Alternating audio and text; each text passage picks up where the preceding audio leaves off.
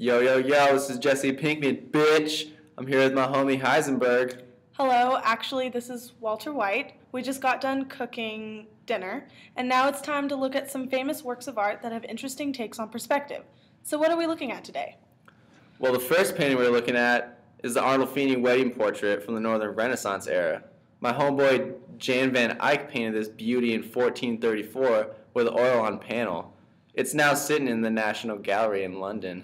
Now, what is going on in this painting? Well, obviously it's a painting of a man and a woman standing together in front of a bed. We all know what comes next. First comes love, then comes marriage, then comes a baby and a baby carriage. It has not been confirmed, but it is thought that the man in the painting is Giovanni Arnolfini, the Italian merchant. To me, this looks like she is his baby mama and they're getting hitched quick. Well, that's not exactly what it means. They're getting married, but her hand is resting on her stomach to signify fertility. Are you sure? Okay, whatever. It seems like they're just having a pretty private ceremony also. There's also a rumor that they're just celebrating the continuation of their marriage. How lame. Kind of like renewing their vows. Well, how do we know they are getting married? Well, there are subtle things not any normal person will notice. The way my man Gio is holding his girl's hand represents as if he is taking an oath. Now, what is that thing in the back hanging on the wall? It's a mirror that is a very interesting image painted onto it. What's painted onto it? It's actually the reflection of the man and woman getting hitched. It also shows a perspective that is quite interesting. What's so interesting about it? Behind the man and woman is the painter himself and also some witnesses to make sure that the marriage actually happened. It's not normal that the painter paints himself in his work. This was a huge step for perspective in art. Some have also rumored that the mirror represents God's eye witnessing the vows. Doesn't your painting have an interesting idea on perspective also? Yeah, it does.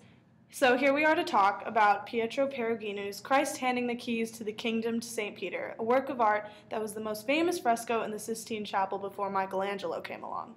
That son of a gun, yo. In 1481 to 1483, Perugino was commissioned by Pope Sixtus IV to paint part of a cycle of frescoes for the Sistine Chapel in Rome. Yo, what's most interesting about this work? The new sense of perspective that we see here. Done and discovered by Masaccio in earlier years, Perugino carried on what Masaccio and others had been doing beforehand. However, he was able to compose forms in space unlike anyone had previously done.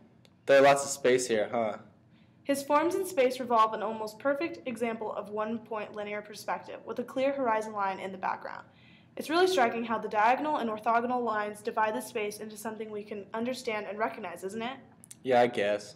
It is easy for us to quite clearly discern the distance between figures in the foreground, middle ground, and background. Yep, He adds a nice touch by adding the mountains in the very background and giving us an even farther perspective. Yo, that's aerial perspective, right?